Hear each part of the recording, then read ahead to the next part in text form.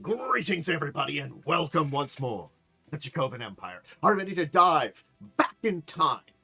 2013 calls for us. Yes, it's time for another deep dive into the history of Magic the Gathering with its various sets and products that have had interesting cards for you to know about. And we're going to be diving back and learning about the core set from 2013, Magic 2014. It was always weird that they had the core set named after the next year of the year it was released, but they did that for whatever reason. But anyway, I am your host, your guide, your emperor here at the Empire, Countess Naravan Dracovin. I can lead us through our time-space portal back to 2013 to learn all about Magic 2014. You just have to grab my hand. But before you do, please, hey, a little help here, a little bit of a tip, a little bit of support of the channel. Make sure if you are not subscribed, you are. That really helps out a lot. And of course, you can always leave in the comments your experience with 2014, M2014, the new cards in it. Maybe you use some of those cards. Maybe this is a place that you came in a lot. I was back into Magic during this time period and playing a bunch of it. So, hey, join me in learning all about it. Let's get going. We've arrived back in 2014. All right. Well, I guess let's just get started. Let's head to the local game store and learn all about the release. Now, it is July 19th, and Magic 2014 Core Set 2014 has just been released. Yes, this was a set that was released on July 19th, 2013. Let's start learning about all of it. Now, that's a bit simple, matching a lot of the core sets of the time period. Its lead designer was Mark Globus, with developer Dave Guskin, and of course art director Jeremy Jarvis. There was this multi-universal, a little bit of Chandra themes, but also a big thing that was reintroduced, we're going to talk about, Slivers. We'll talk about it. It was a 249 card set with 101 commons, 60 uncommons, 53 rares, 15 mythic rares, and of course, 20 basic lands. And there was a premium core version of every one. We also saw a returning thing that we hadn't seen for quite some time at this point in time. Slivers. Slivers, a group of creatures originally introduced in the Tempest block that were basically compounded on each other. They gave bonuses to all other ones here.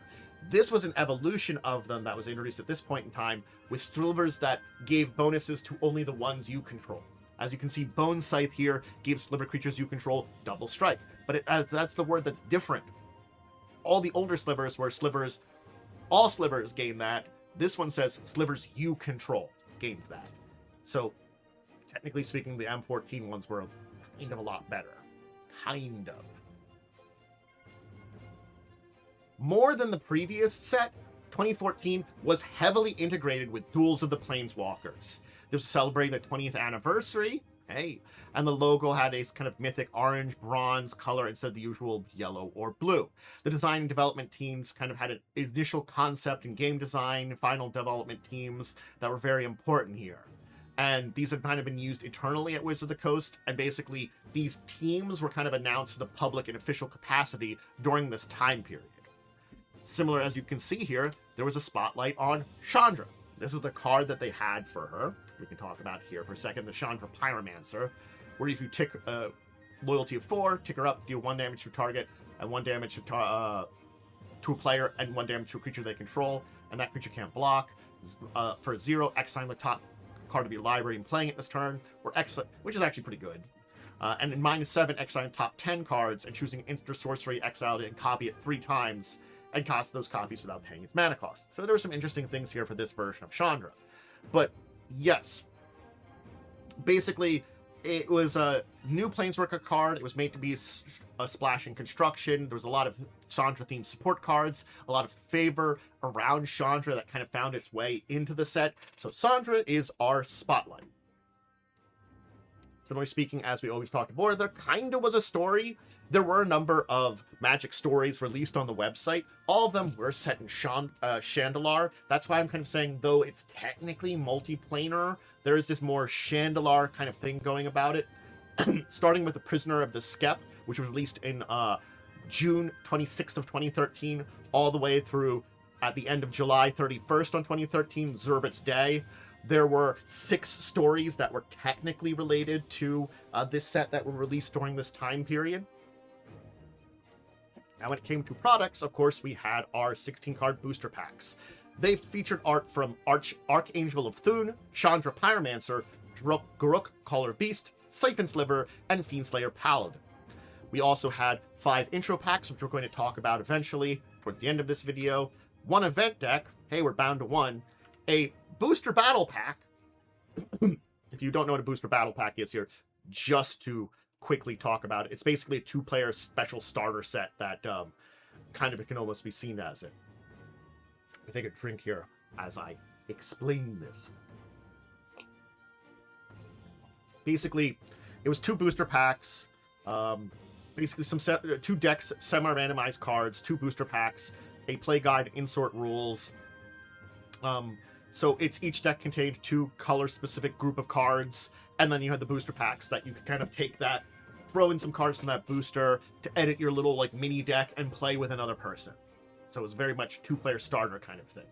Of course, we had a Fat Pack. Hey, we're still going strong with them. A 2014 Deck Builders Toolkit. Yeah, hey, the Deck Builders Toolkit makes a triumphant return here. And we also, of course, also had a land station. Yeah, land station. We've had these before, but this is basically a big thing. It's been a number of years. 2011 was the last, or the M2011 was the last time we had one of these. And it's basically 400 basic lands in a storage box. Land station. We can talk about these packs too, which were important during this time. These were released with the various versions of Duels of Planeswalkers 2013. They were sampler packs that had 5 different cards, and they were different for each platform. Though I must say, of these different platforms, basically 2 of them were more different than the others. What the hell do I mean by that one? Well, the PlayStation 3 and Xbox 360 versions were very different, and the Steam, iPad, and Android were pretty much the same. So that's the kind of thing that you have to keep in mind about this one for the 2014 Duels of the Planeswalkers.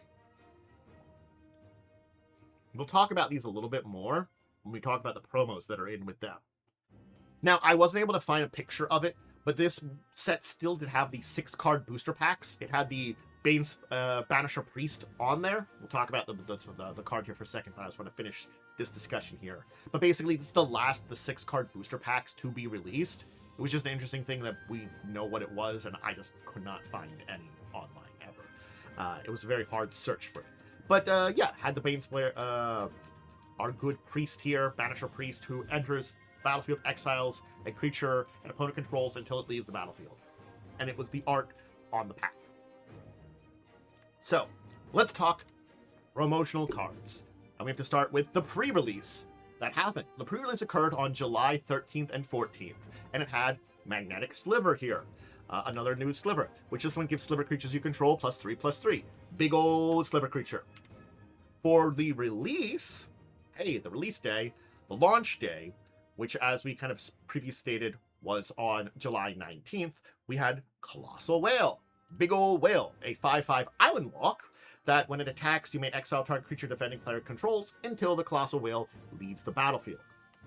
Now, we did have a game day. Everybody loves a good game day. And if you were participating in game day, you got a full art Hive Strings, which just basically puts 2 colorless Sliver creature tokens onto the battlefield.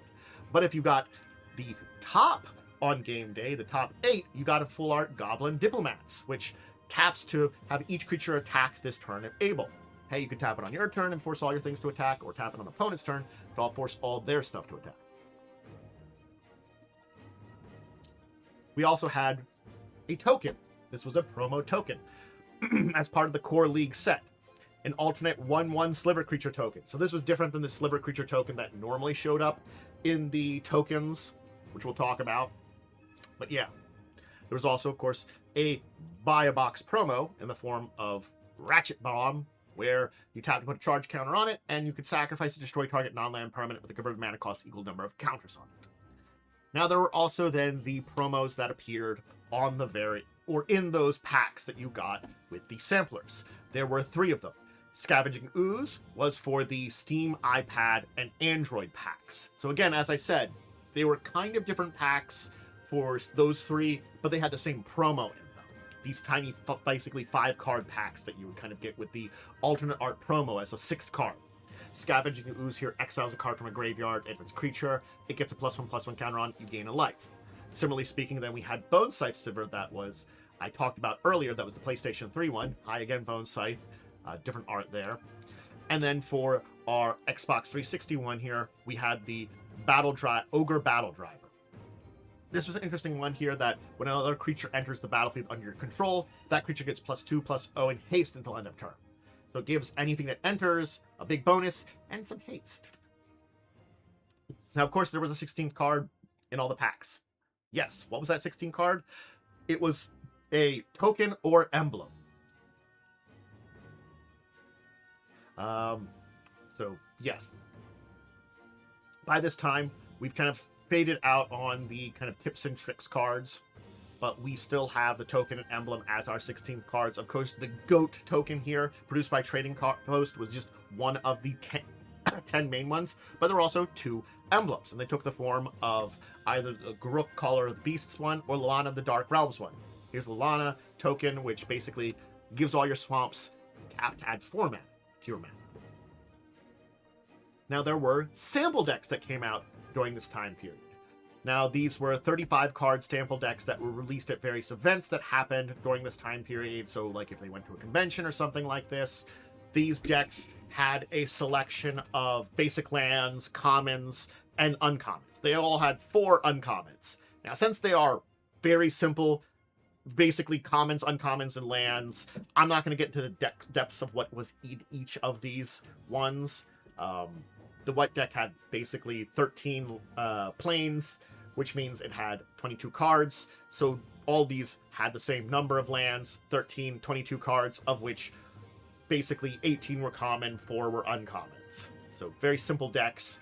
But if you went to an event and went to a place where Magic was out, you could get one of these decks with the Planeswalker on it that just were a couple of basic simple cards and basic simple deck that you could try out at these. They were truly samples. Now, 2014 had some rules changes. Yeah, these were some fairly big rules changes. First off, why am I showing a Planeswalker here? Well, Planeswalkers were the only technically legendary type card that was in this set, but basically the Legends rule changed at this point in time. Kind of more previously, basically, if I had a Legend, you couldn't have the same one on your side of the battlefield. Only the first Legend of any type could come out. Legendary purpose, basically permanents of the same name, and Planeswalker cards of the same type, subtype, aka Garruk, were now placed in the graveyard if they were controlled by the same player. So, if one player has Jace Beleren and another player has Jace the Mindsculptor, nothing happens. However, if the first player had both Jaces, they choose which one and place the other in the graveyard while the other remains. So you can only have one Garruk, you can only have one Legendary on the side, but it's on each individual side. That's interesting here. Now, I'll talk about this in a second, but sideboards, which I didn't have a really good way of picturing, so I'm putting it together with our good friend Indestructible here. And, of course, the card that well represented... Oh, and just to talk about Garruk there, because I did show him there. He reveals the top 5 cards of your library, puts all creature cards you feel that way in your hand, the rest in the bottom library. -3 puts a green creature from your hand in the battlefield, or -7 gets an emblem. When you cast a creature, you search your library for a creature and put it in the battlefield. So basically, you cast a creature, you get a second creature, or put a creature from it. Garruk's pretty powerful there. But yeah, we'll talk about indestructibility here in just a second. Sideboards. Sideboards in construction play could be up to 15 cards, rather than a rule of either 15 or 0 cards. Basically, before it's you either had no sideboard or a sideboard of 15. Now you can have up to 15, which is a weird thing to have to, like, specify, but it was something that happened now. Yeah. And you were permitted to add or remove cards from your main deck to the sideboard or vice versa without swapping them for the same amount of cards. As long as the main deck contains more than 60 cards and the sideboard is less than 15. So this does mean you could just add cards from in your sideboard into the deck, and you didn't have to remove stuff, but you could. But if you remove stuff, you could not have your sideboard go over 15. Interesting kind of things with that there. But anyway, indestructible. With indestructibility here, it became a keyword. This is actually the first time this is a form of this as a keyword. You know, enchant permanent. Enchant permanent has indestructible. Hi, it's a keyword. So yeah. Let's take a look at Phantom Warrior here. Now, Phantom Warrior can't be blocked. Why is that important? Because it changed the words from this creature is unblockable to this creature can't be blocked. That was a rules change. And we did have some changes in the rules for playing additional lands on effects. In the Wilds, here is an example of those additional lands being played, of course, where at the beginning of your upkeep, you look at the top card of your library. If it's a land, you may put it in the battlefield. So there was basically a change for additional lands. Let's talk cycles, because we had a cycle of Planeswalkers. Here's the Lana of the Dark Realms. You can tap her up to search for a swamp card, reveal it, put in your hand. Tap her down to have one creature get +X/+X or -X/-X, where X is your number of swamps. And then she gives that emblem of giving all your swamps tap for 4 mana. She's a very good, I get a bunch of mana. She's actually a mana ramping black Planeswalker, which is really interesting. Though the tapping swamps for multiple lands is something that has showed up before. Similarly speaking, we of course had a group of creatures that were named after their Planeswalkers. Hi, Guruk. You're technically a reprint, but you've got your Horde, where you play the top card of your library revealed, and you cast that card from your library. It's a creature card. We had these staffs. These were wizard staffs, which were uncommon artifacts that cost 3 and had ability that controller to gain 1 life whenever a spell or land of that color is put in the battlefield. So in this case, the blue version of it, cast a blue spell, put it in an island, I gain a life. Hello, Colonian Hydra. You represent iconic mythics. These are 5 iconic mythic cards in the set. This one is a very green card. It's a 0/0 trample that enters the battlefield with 4 +1/+1 counters on it, and whenever it attacks, doubles the +1/+1 counters on it for each, doubles the number of +1/+1 counters on each creature you control. So it doubles it on itself, and any other place you have +1/+1 counters. It is a very powerful +1/+1 counter generator on decks. We also had some, a cycle of color hate creatures. These each had basically were rare creatures that were opposite to enemy color. The Mind Sparker here is a first strike 3/2 that whenever an opponent casts a white or blue instant or sorcery, it deals 2 damage to them. Hey, don't play white or blue spells when you have Mind Sparker to play. Slivers had, of course, a cycle of rare ones. We've talked about the Bone Scythe one before, but we also had the Siphon Sliver here, which was interesting because it's a black one that gives Sliver creatures you control lifelink, siphoning out the life of another. Kind of makes sense thematically, even though lifelink is oftentimes more with white. I do like it, though. We did have a pair, which I'm not going to dive too deep into this pair. This mirrored pair has appeared before in core sets. It's the Dark Favor, Divine Favor, common auras that have a mirrored bonus to the power and toughness, and give a health-related boost or penalty. In this case, Divine Favor, +1/+3, gain 3 life. Dark Favor, lose a life, +3/+1. We also had this group, which was a combo. 3 comboed together cards. This is a very interesting set of ones. Basically, we start with the Festering Newt. When it dies, a creature an opponent control gets -1, but if you control another creature named Bog Brew Witch, they get -4/-4 instead. Okay, interestingly enough to start out with. But then we have the Bubbling Cauldron, where you can sacrifice a creature to gain 4 life, or sacrifice a creature named Festering Newt to have each opponent lose 4 life.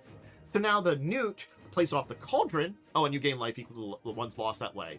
But also, it also plays off the Witch, which has the ability to search your library for a Festering Newt or Bubbling Cauldron and put it on the battlefield tapped. So the Witch gets the other 2. They play off each other, and the Witch gives a bonus to the Newt, and the Newt gives a bonus to the Cauldron.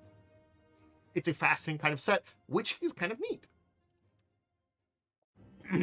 Let's talk about some other kind of comparisons in the cards, some other kind of changes that were within the cards here. Various, basically, comparisons that you can kind of say within the cards. And I'm not getting into all the comparisons because you have kind of functional reprints, color shifted cards, and strictly better and strictly worse cards. But this is a good example of a set of the strictly better cards that did exist in this one. This very one here is the ultimate example of the better cards that were put in this here. We had basically a good chunk of little bits of power creep that were in here. Not to lie. But basically, Mana Weft Sliver here gives all Sliver creatures you control tap to add 1 color of mana. Why is that better than Gemhide? Gemhide gives all Slivers the ability to tap for 1 mana of any color. So the Mana Weft is just yours. It is strictly better. Now, granted, it's uncommon versus common, which, you know, take that with a grain of salt for that. But it's basically the same exact creature, same exact mana value, same exact power and toughness. Just Mana Weft gives a better ability. Speaking of functional reprint, as we talk about basically the most notable cards in this set, we have to talk Elvish Mystic. It's Llanowar Elves. Why was it printed here? It can go on any plane. Llanowar Elves has been a staple in green decks and green standard and pioneer, and basically Elvish Mystic was basically a non-Dominaria excuse to put this in here in other places. So it effectively replaced Llanowar Elves. It's not that we wouldn't get more printings of Llanowar Elves in the future. We would. But basically, unless you are basically visiting Dominaria in the future, you didn't have to reprint them. This allowed you to have that Llanowar Elves outside of it. Tap for green. Young Pyromancer. This actually sees tournament play in Modern Legacy. It can have a pretty powerful board advantage. Whenever you cast an instant or sorcery spell, you get an elemental. It's cheap, easy to get out there, and if you're playing a red deck with a bunch of instant or sorceries, yeah, you can see why in Modern Legacy, it's really good. The Shadowborn Apostle. It can have a number in your deck. At the time this came out, only the Relentless Rats from 5th Dawn had this ability of having any number of them of that name in your deck. And the Shadowborn, if you sacrifice 6 names, Shadowborn Apostle, you get a demon card and put it in the battlefield. Yeah, which can be pretty powerful. But again, you have to have a lot of them. Or get more of them for other ways. The good old Archangel of Thune. This has been heavily sought after. So I'm going to kind of say here, if you look at the Archangel, it's expensive. And everything it's been printed in. It's like $50. Why is that? Read it. It's a flying lifelink. Whenever you gain life, put a +1/+1 counter on each creature you control. I'm not going to lie. You look at this and you're like, oh yeah, I can see why, it's so good in Commander and everybody wants it and it's expensive. Hi, Banisher Priest. We talked about what you did earlier, but we will mention that basically it lends its name to a colloquial term for cards that exile creatures while they remain on the battlefield. And basically, it's the first card to use this kind of template of doing that prevented a lot of abusing effects. So it basically turned it into banishing for opponents rather than anyone. Tidebender Mage. Basically, there's a staple of Devotion, blue decks, and standards, and has some play in Modern Merfolk. So, hey, when it enters the battlefield, tap target red or green creature opponent control. That creature doesn't untap during its control step for as long as you control Tidebender Mage. So it has some play, basically. Let's take a look here at our good friend, Brave the Elements. Why am I talking about Brave the Elements here? Well, here's where we're coming into major changes that occurred in this set. Effectively, we had a bunch of returning cards. Brave the Elements is a returning card. This card isn't that old. It's the first time it's printed in a core set. Yeah, before now, it was in Zendikar. This one, you choose a color, white creatures gain protection for that color until end of turn. This is a Zendikar reprint in 2014, core set 2014. Similarly speaking, we had Congregate here. The target player gains 2 life for each creature on the battlefield. Why is Congregate so important? This is the first time Congregate has become modern legal. Yeah. This wasn't modern legal before. Again, this, similar to the last one, is also the first time it was in a core set. But before now, wasn't legal in modern. And then, of course, we did get new art on a bunch of cards. Here we have Millstone. Millstone, of course, being the classic of giving us the original mill effect. This is going back all the way to Antiquities. We got a reprint here. The 2-tap mill a target 2 cards. Put 2 cards from their library in their graveyard. So this was, you know, the classic, the original. We're getting the reprint here. We're getting new art here too, which is fascinating. So there's basically a bunch of cards that were like this that we kind of added in, and it's good to always see these kind of cards, things being brought into core, things being, you know, brought into modern, and of course some new art, which is always cool. Let's talk about some other cards that were in this set in just a second here. There's one last, I did forget one last thing here to talk about with our friend here, Darksteel Forge. There were, of course, some other changes that were rarity changes. I almost forgot about the rarity changes. Almost forgot to talk about them. And while there wasn't a lot of ones, like the Congregate I showed before used to be common and is now uncommon. But this one here, Darksteel Forge, last printed in Plane Chase, is now Mythic Rare. So yeah. Millstone also was rare and went to uncommon. And there were some other ones that basically changed from commonality. There was 3 commons that became uncommon, 1 uncommon that became rare, 1 rare that became mythic, and 2 rares that became uncommon. Cool. Alright. And of course, Darksteel Forge makes all your artifacts indestructible. Just saying. Got some power. Look about some other cards here. Oh, whoop. That's not the right button. That's the right button. That's the right button. I'm hitting all the wrong things. Hi, Johnny, Caller of the Pride.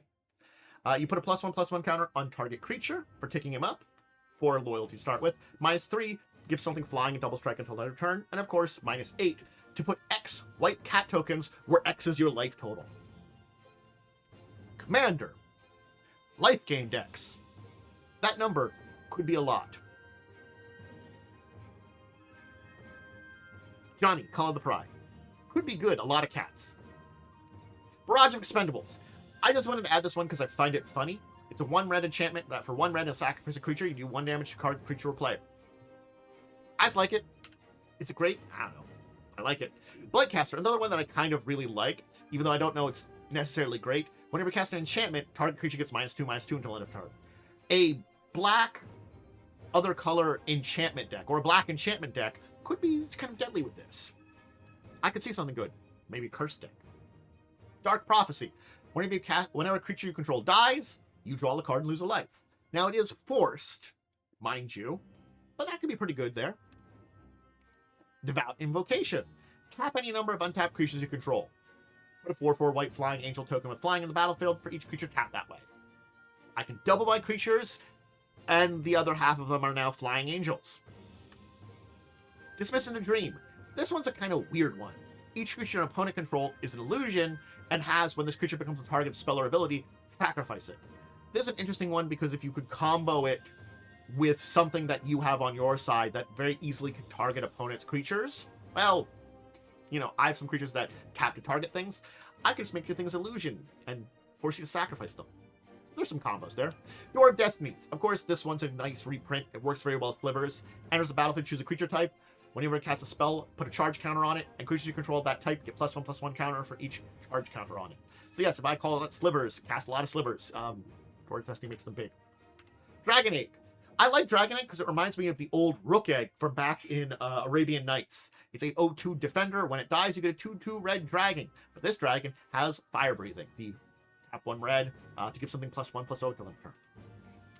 Elite Arcanist. It enters the battlefield. You can exile instant card from your hand, and for X and tapping it, copy that. Where you may copy that without paying its mana cost. X is that converted mana cost, basically. So it's effectively, I exile, let's say, a free cost instant, and for 3 converted mana cost, tapping it, I can cast that, and I don't technically pay its mana cost, and copy it. Interesting kind of thing, because that means if it's multicolor spell, I have to worry about that. Fiend Slayer. I like this guy. He's a 2/2 first like life strength. 2/2 first strike lifelink for 3 mana. That's not too bad on top of it, but he can't be the target of black or red spells. I think that's kind of like icing on top. Is one of those color hate creatures. The Gale Rider Sliver. Why do I talk about this one? It's a 1 mana 1/1 that gives all your Sliver creatures you control flying. This is just better than the previous flying Sliver because it's also 1 mana instead of 2. Yeah, same size. And it's all just your creatures control. Grim Return. Put a creature card into your choose target creature card in graveyard that was put there from the battlefield this turn. You put it into the battlefield under your control. If you combo this with some kind of kill spell, you steal something. Imposing Sovereign. Creature your opponent's control, enter the battlefield tapped. Sorry, just gonna be a jerk with that one. Hi, Jace. Nice to see you once again. Take up, draw a card. Target player puts the top 10 cards of a top card of his or her library into her graveyard. So you draw a card, and then mill player 1. And then target player puts the top 10 cards of his or her library in her graveyard for 0. And then 7. Any number of target players each draw 20 cards. Yeah, you certainly can mill your opponent a lot and then make, them draw a lot of cards, which could make them lose the game. Oath of the Ancient Wood. Whenever this or another enchantment enters the battlefield under your control, put a +1/+1 counter on target creature. Definitely can be some good in a +1/+1 counter deck. Path of Bravery. If your life total is greater than or equal to your starting life, creature go +1/+1, that's okay. The great part I like about this is whenever one or more creatures you control attack, you gain life equal to the number of attacking creatures. If you were playing a basically horde deck, you can gain a lot of life that way. And then I could also give that +1/+1 bonus. Primeval Bounty. Whenever I cast a creature spell, you get a beast token, a 3/3 beast, onto the battlefield. Whenever you cast a non-creature spell, you can put 3 +1/+1 counters on target creature control. Whenever you put a land on the battlefield, you gain 3 life. Yeah, you do something, you get something. I like it. Pyromancer's Gauntlet. Thanks, Chandra. Cast a red instant or sorcery spell you control, or a red planeswalker you control deals damage to a permanent or player. It deals that much damage +2 to that permanent or player. So basically, if you cast an instant or sorcery or have a planeswalker deal damage, it deals 2 extra damage. That can be nice. Quicken. The next sorcery you cast this turn has flash. Draw a card. You replace this, and if you have a nice sorcery in your hand, I can cast it instant speed. Just need that 1 extra mana, and you just combo into something good. Ring of 3 Wishes. Enters the battlefield with 3 wish counters on it. And for 5 tap, you remove a wish counter and search your library for a card, and put that card in your hand. Then shuffle your library. Make a note, don't reveal it. And of course, it's an artifact, so there's plenty of ways to put more counters on artifacts. So you can always just get more wishes. Rise of the Dark Realms, a nice reprint I like. Put all creature cards from all graveyards in the battlefield under your control. Hey, you board wipe and then Rise of the Dark Realms. Sanguine Bond, another good reprint. Whenever you gain life, target opponent lose that much life. Part of a combo that can make you basically kill an opponent and steal all their life. Because there is the spell which basically when an opponent loses that much life, you gain that life. Oh, they lost life, I gain life. Oh, I gain life, they lost life. It goes on forever.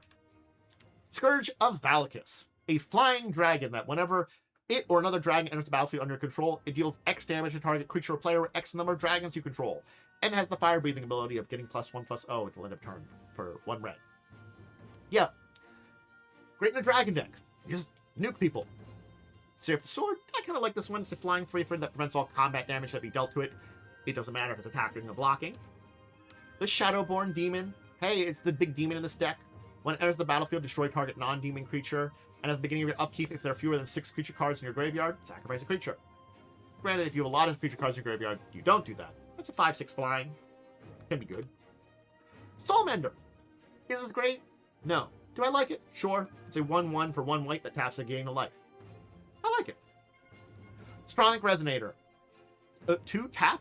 Copy target trigger ability you control. May choose new targets for that copy. A triggered ability uses words when, whenever, at. So, you have a triggered ability, you can copy it. The Thorncaster Sliver, another one of those rare slivers. Sliver creatures you control have, whenever this creature attacks, it deals 1 damage to target creature or player. This is, as soon as you attack, you do some damage. It's nice. Of course, I have to talk about the reprint of Traumatize. Target player puts top half of his or her library, rounded down, in their graveyard. Big old mill effect. The The Warden of Evos Isle is great if you're doing a flying deck. It's a flying 2/2 that creatures spells with flying you cast cost 1 less to cast. Yeah, if I'm building a deck around the central idea of it's all flying creatures, this can be pretty good in there. Of course, Wild Ricochet, whenever you may choose new targets for target in-store sorcery spell, then copy that spell and choose new targets for that copy. So you basically choose a spell, retarget it, and then get to copy it also. Hey, that lightning bolt, mine now, and I get another one. Wind Reader Sphinx. Whenever a creature with flying attacks, you may draw a card. Kind of goes with that Warden who, makes flying creatures cheaper. Just say. A 3/7 flying Sphinx. Let's talk the intro packs. So we do have some things to go into about these intro packs, of course. They were basically dual colored is an important thing to note. So this was Life Force, which as you'd think it would just be a white, but it was technically a white-green. Yeah, I know, all these were dual colored. Very interestingly enough. Basically, they had a core color and a splash of a secondary color. This one had a splash of green.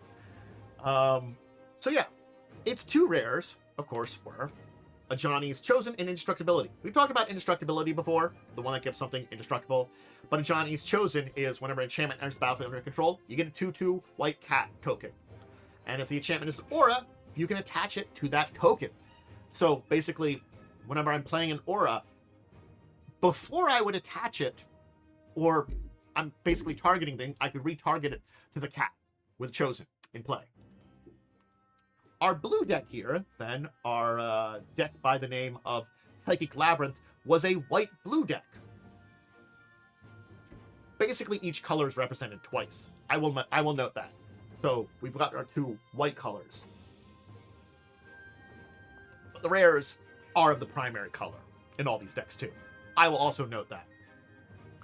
This one here had Jace's Mindseeker and Clone. I like Jace's Mindseeker. When it enters the battlefield, target opponent puts the top 5 cards of his or her library or graveyard, and you can cast instant sorcery from among them without paying its mana cost. If you can flicker this thing, hey, you keep milling someone 5, and you get steal instants or sorceries. Clone is Clone. Enters the battlefield as a copy of a creature. That's it. It's pretty simple. It's a reprint. We've seen it a bunch of times. Our black deck here, which was of the name Death Reaper, was a black-red deck. Yeah. Our 2 black rares, of course, were our good friend Lana's Reaver, which was the foil one. Again, the first one on the thing that I talk about is the foil one. I should mention that. It's a 4/3 Duck Touch. Whenever you deal combat damage to a player, that player discards a card, and you get a zombie token in the battlefield tapped. And of course, the Bogbrew Witch, which we talked about with her great combo. Our red deck here, red deck, with of course our red rares, was our blue-red deck called Fire Surge. Our 2 red rares, of course, were Chandra's Phoenix and Shivan Dragon. So, Chandra's Phoenix, flying, haste, 2/2. Whenever an opponent is dealt damage by a red instant sorcery you control, or by a red Planeswalker, you can return the Phoenix from your graveyard to hand. And of course, Shivan Dragon, the classic, the 5/5 flyer that has fire breathing. It gets +1/+1 until end of turns for a red. And then finally, our last of the intro decks, our green deck here, which was called Bestial Strength, which was a green-black deck. Yeah, an interesting color combination there. I do like the color combinations of these. I'm not going to lie. With, of course, Garruk's Horde, which we talked about before, and also Into the Wilds, which we talked about before. So, let's move on to the event deck, as I accidentally switched that ahead of time. Rush of the Wild. This was a green-red aggro deck. So, like most of these ones, it had a crap ton of rares in it. But this was an interesting one here because we'll talk about all the rares here. Boom, boom. It had technically 10 rares in this deck. But it is important to note that this was basically had a sideboard that included one of these rares. Yeah. So, this was indeed a 60-card deck, but it was a 75-card product. So keep that in mind, because it had the basic 24 lands and 36 cards in it that would make up your traditional 60-card deck, but it had a 15-card sideboard that included Savage Summoning, one of its rares. Let's talk about this rare. Stomping Grounds, of course, is our our reprint there from Gatecrash. I won't go into a lot of the ones from Return to Ravnica or older sets, because go check those out. Deathwitch Goliath from Return to Ravnica. Ogre Battle Driver we talked about with its promo version, that was M14. Pyrewild Shaman for Dragon's Maze. Rumblevolt Raiders from Gatecrash, of course. Wild Beastmaster from Return to Ravnica. Wrecking Ogre from Gatecrash. Clan Defiance from Gatecrash. And Mizamortums from Return to Ravnica. So you can see that other than Savage Summonings and the Ogre, there really wasn't anything from M14. And we've talked about the Ogre, but really, it's one of those things it's a lot of Ravnica stuff in this one. Savage Summonings, of course, is a 1 green mana. Savage Summoning can't be countered, and the next creature card you cast this turn can be cast as though it has flash and can't be countered, and enters the battlefield with a +1/+1 counter on it. I do like these interesting little, like, blue, these little 1-cast spells that boost the next spell you cast. These are really neat, and I like this one too.